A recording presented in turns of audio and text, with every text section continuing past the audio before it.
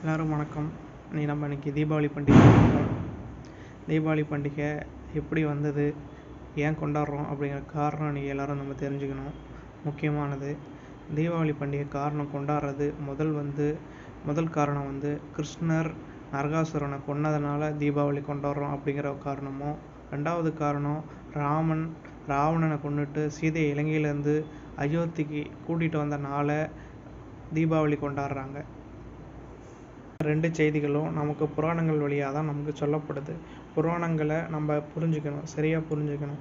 இதிலேருந்து என்ன சொல்ல வராங்கன்னா, ஒவ்வொரு காலத்திலையும் நல்லவர்கள் தீயவர்களை அடிக்கிறதுக்கான முக்கியமான விஷயமாக சொல்லப்படுது. அதே போல் இந்த காலத்துலேயும் உண்மையானவர்கள் யாராக இருக்கிறாங்களோ அவங்க தீயவர்களை அழிப்பாங்க அப்படிங்கிற புராண கதையை நம்ம புரிஞ்சுக்கிட்டு உண்மையின் பக்கம் எல்லாரும் நிற்க வேணும்.